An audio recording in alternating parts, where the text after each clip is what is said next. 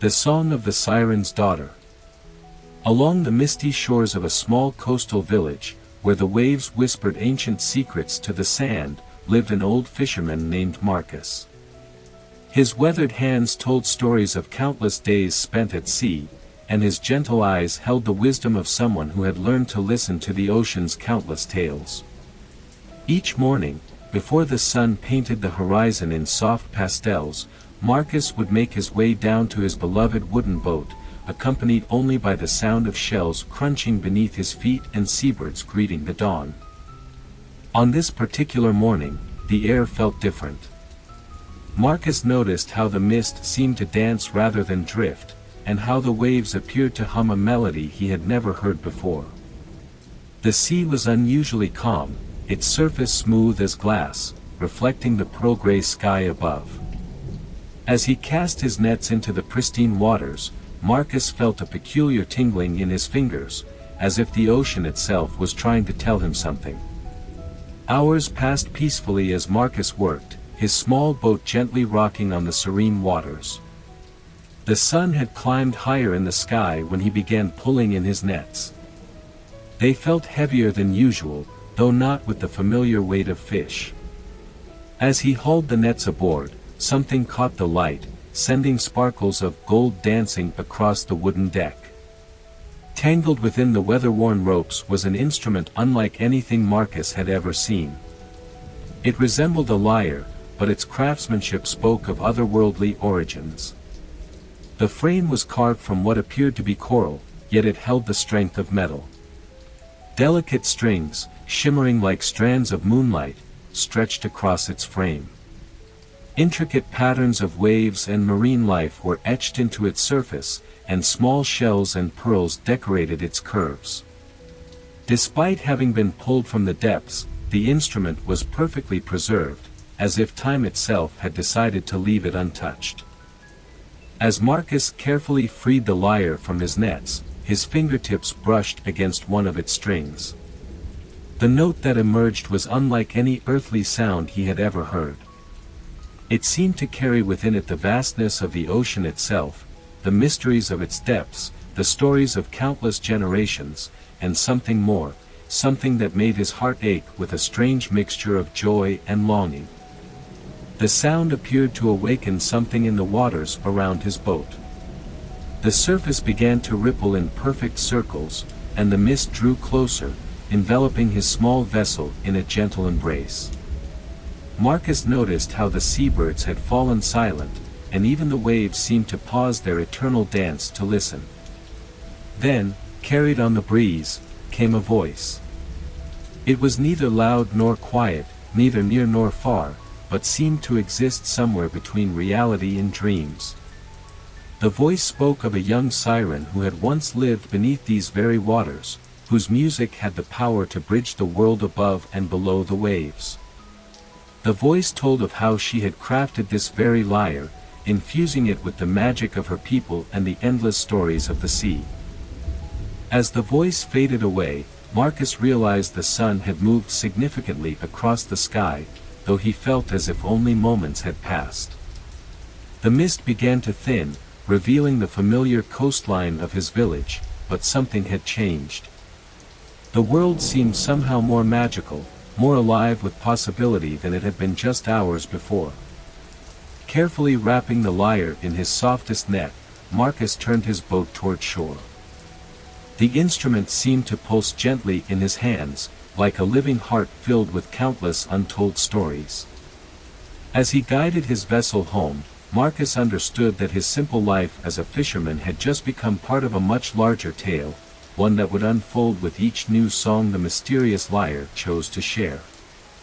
The gentle rocking of his boat accompanied his thoughts, and the familiar sight of his village drawing nearer brought comfort, even as questions swirled in his mind like tide pools after a storm. The lyre's first song had opened a door to something magical, but Marcus sensed this was just the beginning. As he approached the shore, the setting sun painted the sky in soft purples and blues, and somewhere in the distance, he thought he heard the faint echo of singing, or perhaps it was just the wind playing tricks with the fading light. In the days that followed his discovery, Marcus developed a new routine. Each evening, as the sun began its descent into the sea, he would carry the ancient lyre down to a secluded cove he had known since childhood. There, nestled among weather-smoothed rocks and surrounded by the gentle lapping of waves, he would sit and study the mysterious instrument. The cove itself seemed to change after the arrival of the lyre. Tiny lights, like stars fallen into tide pools, would sometimes appear in the shallow waters. The usual seaside flowers that dotted the rocks began blooming in colors Marcus had never seen before, soft blues that seemed to glow in twilight, and pearly whites that shimmered with rainbow hues when the moonlight touched their petals. On the seventh evening, as the last rays of sunlight painted the clouds in shades of coral and gold, something extraordinary occurred. A particularly strong wave rolled into the cove, bringing with it a scatter of shells that arranged themselves in a perfect circle around Marcus's feet. As the water retreated, it left behind a trail of phosphorescent foam that glowed with a soft, bluish light. The lyre in Marcus's lap began to warm, and its shell decorations started to pulse with a gentle light that matched the rhythm of the waves. Without thinking, Marcus ran his fingers across the strings, and the melody that emerged told the first story of many he would come to know. Through the music, Marcus learned of a young siren named Aria, who had lived centuries ago in the depths near this very shore. Unlike her sisters who sang songs to guide ships astray, Aria was fascinated by the surface world and its inhabitants. She would spend hours watching the fishing boats and listening to the songs of sailors, collecting their stories in her heart like others might collect pearls or shells. The melody spoke of how Aria had crafted this very lyre, gathering materials from the deepest trenches and the highest tides. The coral frame had been grown in an ancient garden tended by her grandmother. The strings were woven from moonlight captured on the surface of still waters during the year's highest tide. Each shell and pearl decorating the instrument held a memory, a story, or a song. As the music flowed through the cove, Marcus noticed small heads beginning to emerge from the waves, seals with unusually intelligent eyes, dolphins that seemed to glow from within, and fish that moved in patterns too precise to be natural. They all gathered to listen, their presence adding to the magic of the moment.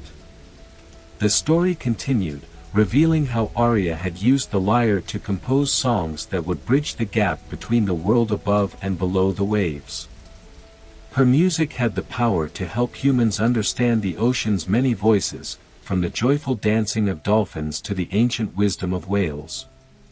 But more than that, her songs could awaken the magic that slumbered in human hearts, the kind of magic that helped them see the wonder in ordinary moments and the extraordinary in everyday life. Through the lyre's song, Marcus felt himself being offered a choice. He could continue to live his life as he always had, treating the lyre as nothing more than an unusual find from the sea. Or he could choose to learn its songs, to understand its stories, and perhaps become something more than just a simple fisherman. As the melody faded, the gathered sea creatures slipped quietly back into the depths, leaving behind only ripples in the darkening water. The phosphorescent foam had faded, but the shells remained in their perfect circle, now glowing softly with an inner light that matched the stars beginning to appear in the evening sky. Marcus sat in the growing darkness, feeling the weight of the choice before him. The lyre felt warm in his hands, like a living thing waiting patiently for his decision. The evening breeze carried the scent of salt and mysteries, and somewhere in the distance, he thought he heard the sound of gentle laughter carried on the waves. A sense of peace settled over him as he realized that perhaps the choice had already been made the moment he had pulled the lyre from his nets. Some paths, once revealed, could never be uncrossed. Some songs, once heard, would echo in the heart forever. As he gathered his things to head home for the night, Marcus knew that his life had begun to flow in a new direction, like a stream finding its way to the sea. As autumn painted the coastal landscape in muted golds and grays, Marcus's connection to the mysterious lyre grew stronger with each passing day. The instrument no longer felt like a mere object in his hands, but rather a living extension of the sea itself. Each evening brought new songs, new stories, and new wonders that gradually transformed his understanding of the world around him. The village children began to notice changes in the old fisherman. His eyes seemed to sparkle with a new kind of light, and his weather-worn face often bore a gentle smile as if he was listening to music only he could hear. They would sometimes follow him to his cove, keeping a respectful distance as they watched him sit with the strange instrument that glowed in the twilight. On particularly calm evenings, Marcus began to notice that his fishing nets would return with peculiar treasures alongside the usual catch, perfectly shaped shells that hummed soft melodies when held to the ear, smooth stones that seemed to hold entire galaxies within their depths, and curious pieces of sea glass that cast colorful shadows even on cloudy days. One misty morning, as Marcus prepared his boat for the day's work, he discovered a collection of tiny pearls arranged in a spiral pattern on his deck. As he touched them, each pearl released a different note, forming a melody that told the story of how sirens taught their children to sing. The song spoke of how young sirens would learn to weave moonlight into their voices, how they would practice harmonizing with whale songs, and how they would study the different dialects of various ocean currents. Through these daily gifts and songs, Marcus learned more about the siren world. He discovered that they were not the fearsome creatures of sailors' tales, but rather guardians of the sea's countless stories. Their songs held the memories of ancient civilizations, the secrets of deep-sea creatures, and the wisdom of countless generations who had lived in harmony with the ocean's rhythms. The lyre revealed how sirens could shape water into floating gardens where they grew luminescent flowers that bloomed in time with the tides. It told of their cities built from living coral, where music was as essential as water itself. Each story added another layer to Marcus's understanding, like sediment slowly building new lands beneath the waves. As winter approached, bringing with it shorter days and longer nights, the songs began to change. They spoke more frequently of choices and transformations, of bridges between worlds and the price of crossing them. The melodies carried questions within their notes. What truly anchored a person to their world? Was it the solid ground beneath their feet, or the dreams that filled their hearts? During one particularly cold evening, as snow began to fall softly around his cove, Marcus received a visit from an unusual guest. A seal with eyes that shone like starlight emerged from the waves, carrying in its mouth a shell unlike any he had seen before. The shell was opalescent, shifting colors like the northern lights, and when Marcus accepted it, the seal fixed him with a knowing gaze before slipping back into the sea. That night, when Marcus held the shell to his ear, he heard Aria's voice clearly for the first time. The young siren spoke of how she had crafted the lyre not just as an instrument, but as a bridge between worlds. She explained that some humans were born with spirits that echoed the rhythm of the waves, souls that were never quite at home on solid ground. The lyre had the power to recognize such spirits and guide them to where they truly belonged. Through Aria's voice, Marcus understood that he was being offered more than just a glimpse into the siren world, he was being invited to become part of it. The choice would not be without cost. To accept would mean leaving behind the solid ground he had known all his life, trading his fisherman's existence for one filled with endless songs and stories beneath the waves. As winter deepened, Marcus spent more time in his cove, watching the play of light on water and listening to the ever-changing songs of the lyre. He noticed how the boundary between sea and shore seemed to blur in his presence, how the waves would pause in their eternal dance when he played, and how the very air around him seemed to shimmer with possibilities. The village children who had been watching him began to whisper that sometimes, when the light hit him just right, they could see scales shimmering beneath his skin, or catch glimpses of gills flickering at his neck. Some said that his eyes had taken on the deep, shifting colors of the sea itself. But these were just children's tales, shared in hushed voices as they watched the old fisherman who seemed less and less bound to the shore with each passing day. As spring began to soften the winter shores, Marcus noticed that his connection to the land was changing in subtle but undeniable ways. His footprints in the sand would disappear unusually quickly, as if the beach itself was eager to reclaim them. The sound of waves seemed to follow him everywhere, even in his small cottage far from the shore. At night, his dreams were filled with songs in languages he had never heard but somehow understood. The lyre's music had become so much a part of him that he could hear its melodies even when the instrument rested quietly in his lap. Each wave that broke upon the shore carried snippets of siren songs, and every seabird's cry seemed to contain hidden messages meant only for him.